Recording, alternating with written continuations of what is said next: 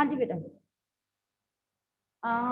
we will start with the revision of the topic sets in which बेटा सबसे पहला topic जो है हमारे पास सेट्स चैप्टर में जो है बेटा that is to represent the set in roster form या सेट बिल्डर फॉर्म बेटा, है ना हमारे पास जो है। तो अब बेटा मेरे पास जो है सपोज दिया हुआ है right the solution of the equation x square plus x minus 2 equal to 0 in roster form। बेटा आगे भी मैंने बताया था roster form means ready to eat, मतलब मुझे एलिमेंट्स नजर आने चाहिए। ओके, रेडी टू ईट मैं बार बार कहती हूँ। रोस्टर फॉर्म, आपके पास ब्रेड रोस्ट की हुई पड़ी है तो आपने खाना है ना, तो खाओगे कब? जब आपको लगेगा कि वो यमी है, उसके एलिमेंट्स आपको विजिबल है। नहीं तो मम्मा जब चालाकी करती है परौंठी में स्टफ कर देती है तो आप पहले ऐसे खोल के देखती हो ना, है ना, कि परौंठी में मम्मा ने कौन सी बनाई है ना, या टोस्टर कौन सा बनाया है, तो उसके अकॉर्डिंग आपको एलिमेंट्स नजर आने चाहिए। तो इसका मतलब जब मैं इसके फैक्टर्स बनाऊं पहले, तो मेरे पास एक्स स्क्वायर जो है plus 2x minus two is equal to 0, तो x plus 2 and minus 1 x plus 2 equal to 0, x plus 2 and x minus 1 equal to 0। मेरे पास ये है। तो आप बेटा खुद देखिए मेरे पास कि एलिमेंट्स क्या क्या हैं, -1 -2 एंड 1।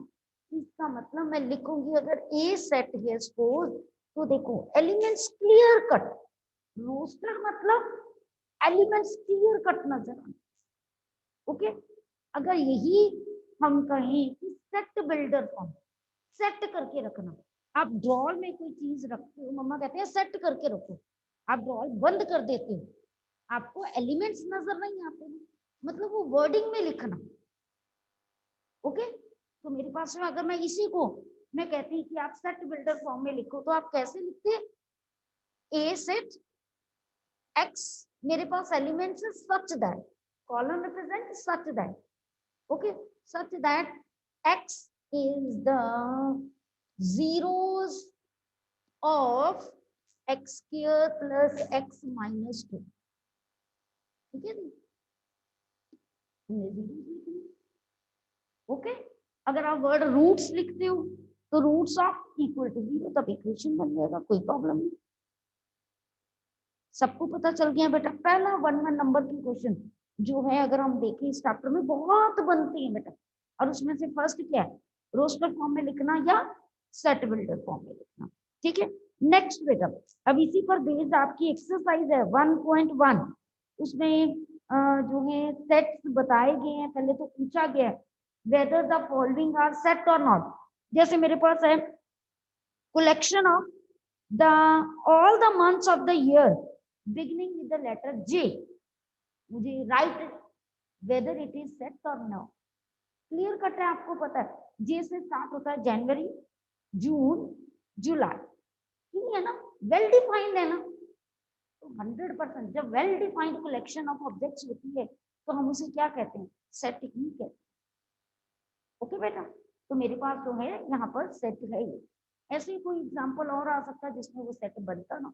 मैं कहूँ collection of students, is it a set? No, मुझे स्पेसिफाई नहीं किया कि वो एसएसडीपीएस के हैं या 9th class 10th class word के हैं, कुछ तो बताए ना बेटा। वर्ड के भी लिखे होते हैं तो that is also a set, reason भी चाहे इनफाइनाइट है ना। I am not able to collect the number of words, मेरे लिए थोड़ा डिफिकल्ट हो जाएगा। कर भी सकती हूँ मैं हर स्कूल कॉलेज से, है ना, मैं नंबर ऑफ स्टूडेंट्स का डाटा ऑनलाइन मंगवा दूँ, तो वो फाइनाइट भी हो सकते हैं। तो जितनी देर में डाटा आता है, कोई मर गया कोई जी गया, तो है ना, तो हम उसको प्रॉपरली मानते नहीं। Otherwise that is a set word, but मैंने डिफाइन तो किया ना। ओके, तो that is a set. Okay, चलिए, तो अब मेरे पास जो है नेक्स्ट जो टाइप है जो नॉर्मली बच्चों को कंफ्यूज करती है, एक बिलोंग्स टू, एक contained. There are two symbols, belongs to, contained. Okay, या नॉट बिलोंग टू भी सिंबल होता है, नॉट कंटेन भी होता है, वो तो ऑब्वियस है, नॉट वाला होगा ही होगा। अब बेटा सबसे पहले बिलोंग का मतलब क्या होता है, जब एज ए एलिमेंट कोई भी चीज प्रेजेंट है। सपोज मेरे पास सेट है एक ए, उसमें एलिमेंट है 1 2 3 4 5 6, लिखो 1 जो है वो बिलोंग करेगा सेट ए को, लेकिन अगर मैं एक सबसेट बना दूं 1 का, तो ये क्या होगा, कंटेन्ड होगा। एक सेट की फॉर्म में ये कंटेन्ड होता है। ओके, अब और अगर मैं बताऊं, सपोज मेरे पास एक बी सेट है, उसमें ना 1 2 ये 3 4 5 6 ऐसे एलिमेंट है मेरे पास।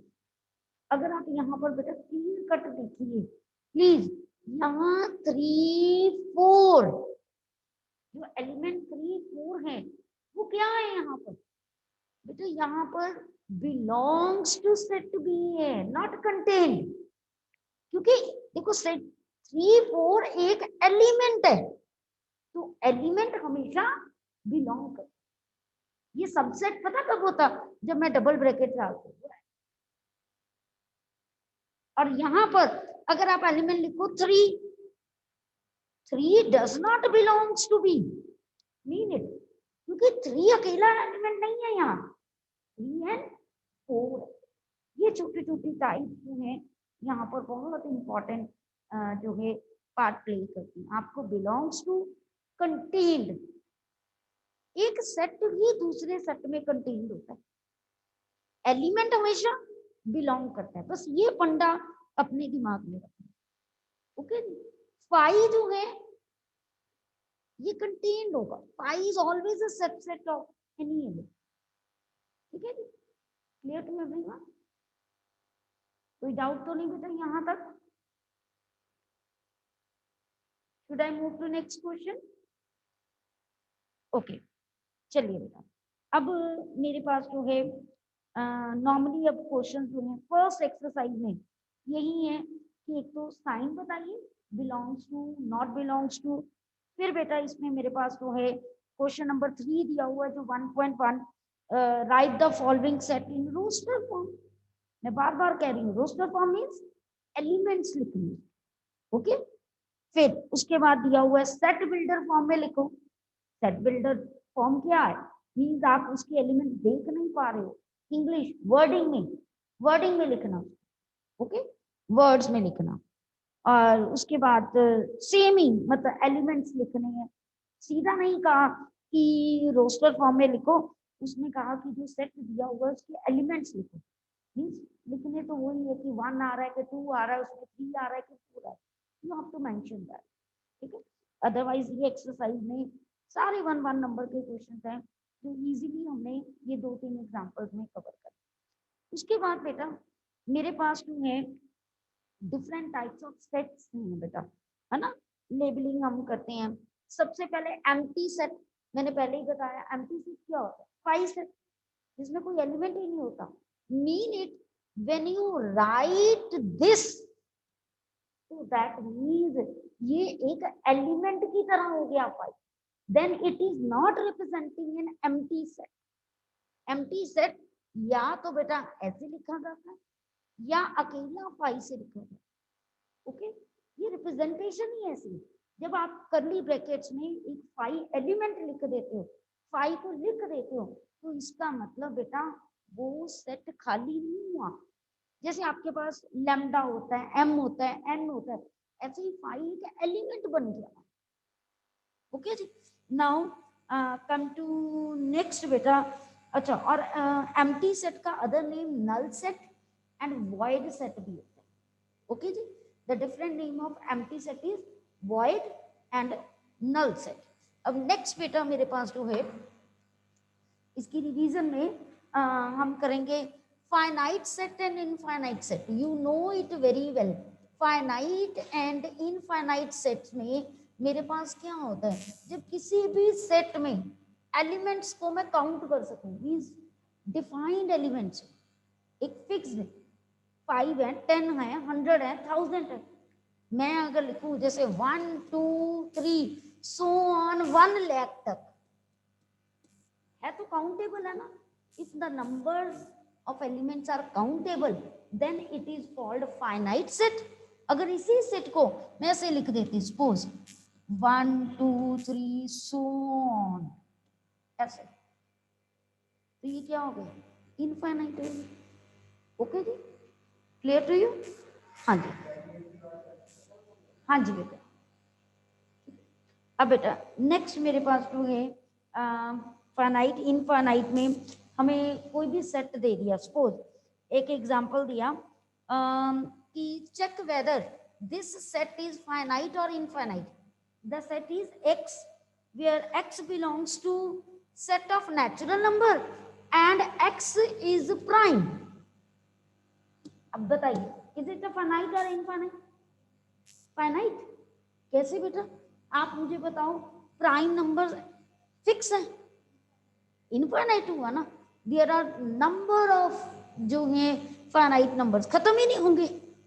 अगर 113 है तो आगे क्या पता 213 है ना, 3 वाले 7 वाले हमें वो प्रॉब्लम क्रिएट करते हैं ना ऑलवेज, तो वो हमारे पास जो है फाइनाइट नहीं होता कभी। ओके जी, इनफाइनाइट। ये छोटी छोटी गलतियों के कारण वो 1 नंबर सीधा है ना, बहुत ध्यान से 1 नंबर के क्वेश्चंस को अटेम्प्ट कर, ठीक है, 1 2 वाले जितने भी क्वेश्चन है। उसके बाद बेटा 2 सेट्स इक्वल कब होते हैं? हमारे पास जो है 2 sets are set to be equal बेटा, मेरे पास जो है जब उसमें जो है एलिमेंट्स जो हैं वो क्या हो, सेम हो। ठीक है, मेरे पास एलिमेंट्स क्या हो, सेम हो, ऑर्डर कोई भी हो सकते हैं। अब मान लीजिए जैसे मेरे पास जो है सपोज ए सेट में मेरे पास एलिमेंट्स हैं ए बी सी डी। अब बी सेट में मेरे पास एलिमेंट्स दिए हैं डी जो है सी ए बी। अरे है तो वही 4 एलिमेंट्स है ना, है कि नहीं? तो that means A and B are equal sets. A और बी क्या है, इक्वल सेट। अब कई बार हम कहते हैं equivalent set. There is a difference between equal and equivalent set बेटा। वो क्या है कि इक्विवेलेंट सेट में हम सिर्फ देखते हैं कि number of elements should be same. मैं ए और बी को इक्विवेलेंट कब कहूंगी, मान लो यहाँ एलिमेंट्स 1 2 3 4 है, वहां ए बी सी है तो 4 4 ना, तो then A and B are equivalent sets. Okay बेटा, क्लियर? इक्विवेलेंट और इक्वल में डिफरेंस पता चल गया सबको? हाँ जी। नेक्स्ट बेटा मेरे पास जो है दिया हुआ है कि चेक करना है, हमें अलग अलग सेट्स दिए हुए हैं। ओके क्षितिज, यहाँ पर दिए हुए हैं और चेक करने को कहा है कि whether they are equal. If yes justify, if no again justify. Okay, in the example 7th on page 8 it is given to us. जैसे मेरे पास जो है सेट ए दिया हुआ है दैट इज 0 एलिमेंट दिया है इसमें, और सेट बी मेरे पास जो है उसमें एलिमेंट्स दिए हुए हैं x x greater than 15 and x less than 5। अब मुझे बताइए क्या ये इक्वल सेट्स हैं? No, why problem?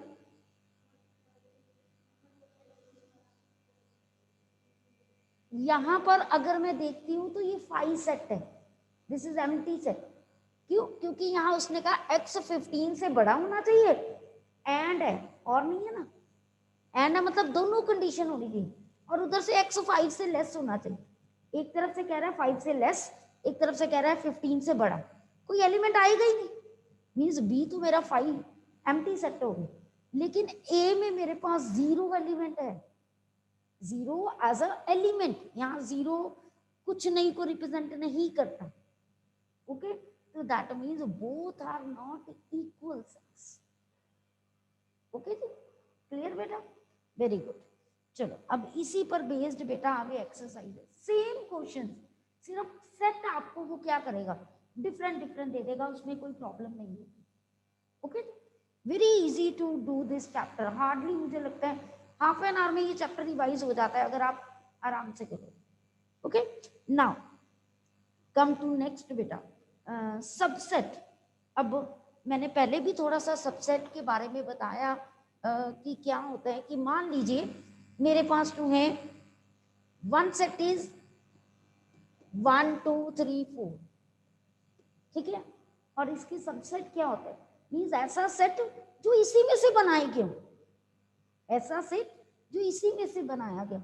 और उन सब सेट्स को जब मैं एक ही सेट में लिख देती हूँ तो मैं कह देती हूँ power of a set. Okay, जैसे इसमें से क्या क्या सेट बना सकती हूँ, छोटे सेट्स, मैं 1 2 बना सकती हूँ, अकेला एक 3, एलिमेंट कम कर देते हैं ताकि इजीली बन जाए।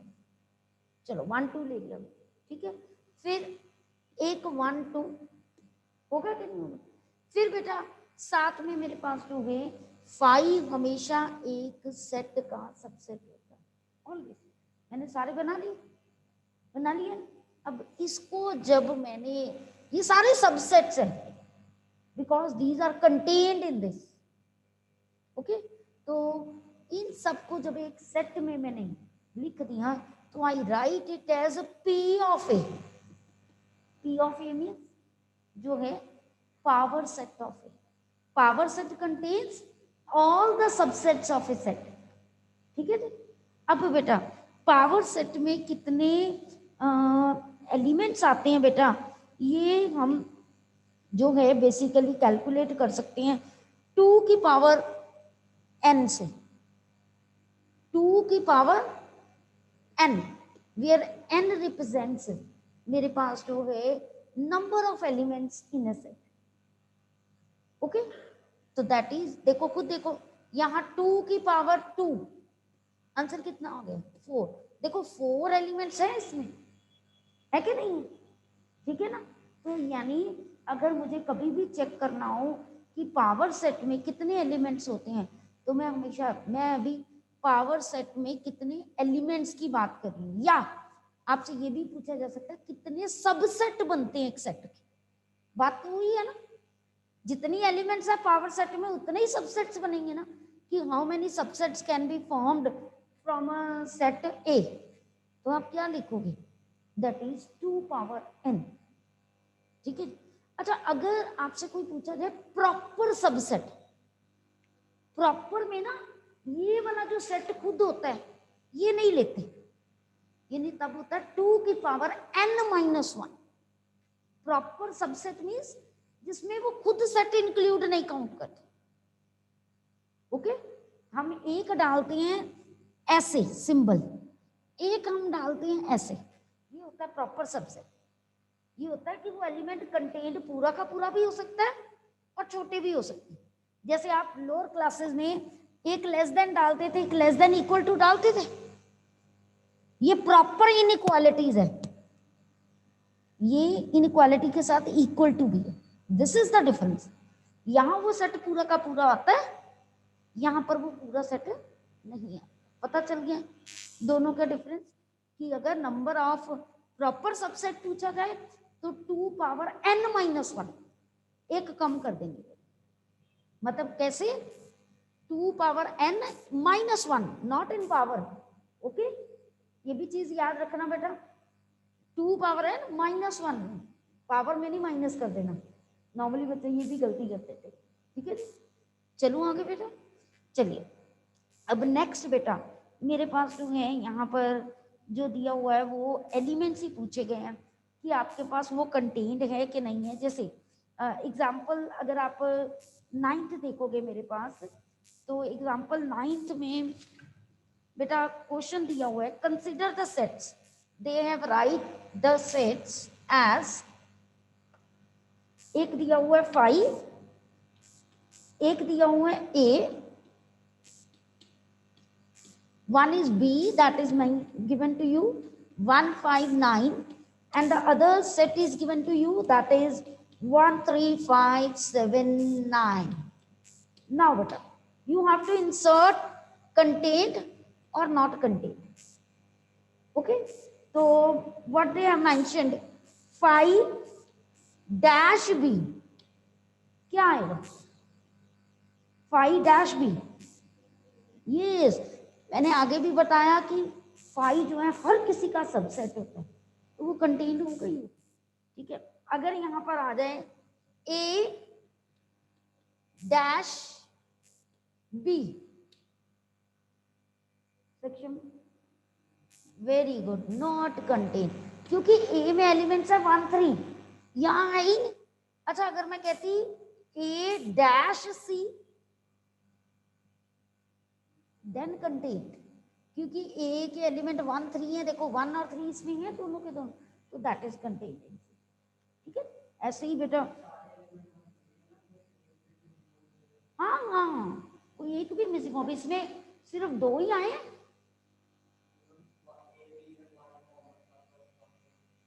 नहीं बेटा 1 कॉमा, अच्छा इसमें ए और बी में, यस, अगर कंटेन्ड लिखना है तो ये जो छोटे वाला ये सारा का सारा आना चाहिए, तभी कंटेन्ड लिखते हैं। अब इसमें 3 नहीं है तो मैंने नॉट कंटेन्ड लिखा ना, तभी नॉट कंटेन्ड लिखा बेटा। ठीक है, चलिए अब बेटा मेरे पास जो है रियल लाइफ में भी हम देखें ना, जैसे नेचुरल नंबर वो सबसेट है होल नंबर का, होल नंबर सबसेट है इंटीजर्स का, इंटीजर सबसेट है रियल नंबर, या रैशनल के लगा देते हैं, रैशनल नंबर सबसेट है रियल नंबर का, है ना। अब तो हमने कॉम्प्लेक्स भी कर लिया, तो real number is a subset of complex number. ठीक है, क्लियर। अब बेटा नेक्स्ट हमारे पास टॉपिक है दैट इज इंटरवल्स, है ना। हम किसी भी इंटरवल को सबसेट की तरह या सेट की तरह रिप्रेजेंट कर सकते हैं। हमें इंटरवल की नॉलेज होनी बहुत जरूरी है। कैसे, मान लो ये मेरा एक सेट है जो नंबर लाइन में रिप्रेजेंट कर रहा है, यहाँ 2 एलिमेंट्स हैं ए एंड बी, सपोज ए भी इंक्लूड है बी भी इंक्लूड है, मैंने एलिमेंट्स इनके बीच वाले ले लिए। हम ये तब यूज करते हैं हम नॉर्मली जब रियल नंबर की बात करते हैं, क्योंकि रियल नंबर में इनफाइनाइट नंबर्स होते हैं। अगर वो इनफाइनाइट नंबर्स हैं तो क्या मेरे लिए पॉसिबल होता है कि मैं हर एलिमेंट को लिख सकूं? अगर यही यहाँ पर होता ना 1 and 7 और मुझे कहते हैं कि नेचुरल नंबर्स लिखो, देन आई कैन राइट कि 1 2 3 4 5 6 7, क्योंकि ए एंड बी इंक्लूडेड था। लेकिन अगर मुझे कहते हैं कि ये रियल नंबर है, यहाँ पर जो एलिमेंट्स है, तो बेटा मेरे लिए पॉसिबिलिटी नहीं है कि मैं लिख सकूं, तो तब मैं इनको इस सबसेट को, क्योंकि ये पूरी रियल नंबर लाइन का एक सबसेट है, तो तब मैं इसको बेटा इंटरवल फॉर्म में लिखती हूँ। I have to write the answer in interval form. तो वो कैसे, आई हैव टू राइट कि x बिलोंग्स टू जो है, क्योंकि इंक्लूड है तो closed bracket, as both the values are included तो closed and it is written in the interval form. Okay, अगर मेरे पास जो है suppose a and b that is mentioned, a is open, देखो मैंने इसको डार्क नहीं किया, b is open, a is closed, जिस तरफ closed है इस तरफ स्क्वायर ब्रैकेट, a कॉमा जिस तरफ ओपन है उस तरफ जो है ये कर्व ब्रैकेट, ये इंक्लूड नहीं है, मतलब b की वैल्यू नहीं आनी, b से थोड़ी सी कम। और अगर मैं इसको नंबर लाइन में मतलब इनइक्वालिटी में लिखूं ना, तो ये पता कैसा लिखा जाता है, x greater than equals to a, closed है मतलब a इंक्लूड है ना, यहां से तो ये ओपन है, लेस देन b। अगर इसको लिखना था मेरे पास, तो मेरे पास जो है 100% x greater than equals to a less than equals to b। आपने देखना है हमारी कंडीशन क्या है, रिक्वायरमेंट क्या, आपको दे दिया जाए x बिलोंग्स टू दिस और आपको कह दिया जाए कि x ग्रेटर देन, यहाँ डैश डाल दिया जाए दोनों जगह और इधर 1 और 7 लिख दिया जाए, तो आपको पता होना चाहिए ग्रेटर देन इक्वल टू 1। किसी बच्चे ने ग्रेटर देन इक्वल टू की जगह ग्रेटर देन लिख दिया, हम कोई क्रेडिट नहीं देंगे उस बच्चे, no credit is to be given, क्योंकि आपको कोई बेसिक कॉन्सेप्ट नहीं पता इसका। ठीक है, तो अब बेटा मेरे पास जो है ऐसे भी तो हो सकता है कि x belongs to open interval A. What does it mean? कैसे बनाएंगे हम? अगर मैंने इनइक्वालिटी लिखनी है तो x greater than equal, not greater than equal to, greater than a less than b। Okay जी, क्लियर बेटा? अब यही अगर x greater than x belongs to open interval A close interval B, तो x is greater than a but less than equals to. Okay जी, आपने देखना है क्वेश्चन कैसे पूछा गया, उसी अकॉर्डिंगली आपने इसको टर्न कर देना, चेंज कर देना। Okay, any doubt to anyone बेटा? Any doubt to anyone? Anything you want to ask? Okay Kshitij, बाकी बच्चे बेटा? चलिए अब लास्ट टॉपिक जो है हमारा इसमें जो रह गया है, वेन डायग्राम पर बेस्ड। आपको किसी भी को प्रूफ करने के लिए आप वेन डायग्राम की हेल्प ले लेते हो। जैसे हमने टेस्ट में अभी मैंने डाला था कि proof it by Venn diagram. Please बेटा, मान लो कोई भी चीज है, सपोज आपके पास anything you are having, suppose A union 5 intersection A, मैं कहती हूं आंसर ए आना, मैं आपको कहती हूं वे proof it by Venn diagram. Ultimately जो आंसर है ना बेटा ए, यानी ए का ए पूरा शेड होना चाहिए आंसर में, मतलब ऐसे रिप्रेजेंट करना है। आप क्या करते हो, मतलब एलपीपी का भी मुझे टेस्ट दिया तो many of you are not shading the area properly and many of you are not representing Z. Prabhnoor का बहुत अच्छा था, मतलब that is clear cut mention कि this is the shaded area, है ना, बट कईयों का मुझे पता ही नहीं चल रहा था and I have send the message to them also कि हाँ जी ये आपने बेटा क्लियर नहीं किया। Please whenever you are doing shading, है ना, तो वो क्लियर कट होना चाहिए। कैसे? जैसे मान लीजिए सबसे पहले ए, ये एक सेट है, ओके, अब 5 मतलब कुछ नहीं, उसका यूनियन लेना था तो मुझे पता है ए ही आना है, ए की इंटरसेक्शन ए के साथ ए ही आनी है, तो अल्टीमेटली मेरा यही रीजन रहना है। तो दूसरी साइड पे भी वो आपको स्टेप बाय स्टेप लिखना है साथ में, ट्राई टू मेंशन इट। जैसे A union 5, that means I have shade A, A is shaded, first step. Second step, A intersection A, that is A, तो I shaded A, the answer is A. Okay, वो मुझे नजर आना चाहिए कोई भी question Venn diagram पर भी। फिर बेटा वेन डायग्राम से जो है स्टेटमेंट वाले क्वेश्चंस बहुत बनते हैं। अगर स्टेटमेंट वाले क्वेश्चन नहीं भी बनते हैं बेटा तो उसके अलावा भी बेटा मैं आपको बता दूं मेरे पास जो है n of A union B that is equal to n of A plus n of B minus n of A intersection B. एक फॉर्मूला ये यूज होता है बेटा, एक n of A minus B, what does it means? ये नहीं कहना कि हमें डिफरेंस जो है सिलेबस में नहीं है, हमने करवाया क्योंकि काफी बेटा प्रोबेबिलिटी में हर जगह में यूज होता है तो हमें करवाना ही पड़ना था, हम वहां क्वेश्चंस नहीं कटवा सकते, तो एक डेफिनेशन ही है जो हमने करवाई है आप। ओके, तो मेरे पास तो है ए बट नॉट बी, इसको ऐसे भी लिख सकते हैं ए बट नॉट बी। कितनी बार तो हमने प्रोबेबिलिटी में ये क्वेश्चंस किए, ठीक है ना, तो इसीलिए करो दैट इज, एक second, n of A minus n of A intersection B, इसको ऐसे भी लिख सकते हैं n of A intersection B complement. हाँ जी, अब बोलो सेक्शन क्या बोल रहे थे? हाँ जी, तो ये कैसे निकालना है, एन ऑफ ए माइनस उसकी इंटरसेक्शन। अगर यहां पर यही होता बी माइनस ए तो what does it mean, n of B minus intersection, ठीक है। अब कई बार आता है आइदर ए और बी, आइदर ए और B means it's a union of A and B. Okay, ये छोटी छोटी टर्म्स आपको तभी समझ आएंगी अगर आप स्टेटमेंट्स को पढ़ोगे। अब मैं स्टेटमेंट वाले क्वेश्चंस करवाने लगी हूँ, प्लीज क्लियरली लिसन इट, क्योंकि 1.5 कॉम्प्लीमेंट्री वाली और वो क्वेश्चंस जो हैं वो डिलीटेड है।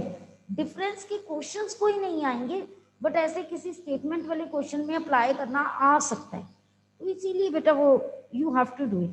प्रैक्टिकल एप्लीकेशंस में बताने लगी हूँ। जैसे एग्जाम्पल 24 है, देखिए, in a school there are 20 teachers who teach maths और फिजिक्स, है ना। तो उसने क्या दिया, या मैथ्स पढ़ाते हैं या फिजिक्स पढ़ाते हैं, 100% है, कुछ ना कुछ तो पढ़ाएंगे ही ना। तो ये यूनियन दे दी मुझे, ऐसा कोई भी टीचर नहीं होगा जो कुछ भी ना पढ़ाएगा। तो जब बताया ही ये कहा कि 20 टीचर्स में से कोई मैथ्स पढ़ाता है, कोई फिजिक्स पढ़ाता है, तो दैट मीन्स कि मेरे पास जो है यहाँ पर n of m union p दे दिया, that is 20। I am talking about example 24th in your book. Okay. Now, what is written here? Of these, 12 teaches maths and 4 teaches both physics and mathematics. यहाँ पर उसने कहा कि 12 teach maths. That means that is given to you. And 4 teach both. Both मतलब intersection दी है. Okay. Then how many teach physics? Very easy.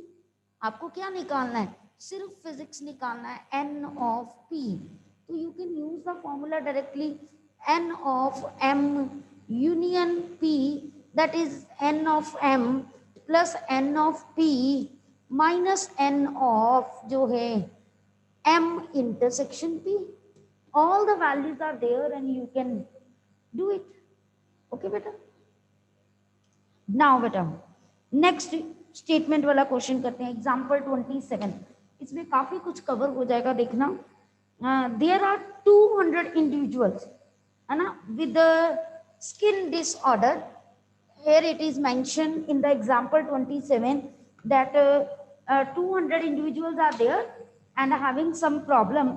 120 has been exposed to chemical C1, that means उन्होंने जो है, हमने उन्हें मेडिसिन जो है वो C1 वाले केमिकल की दी।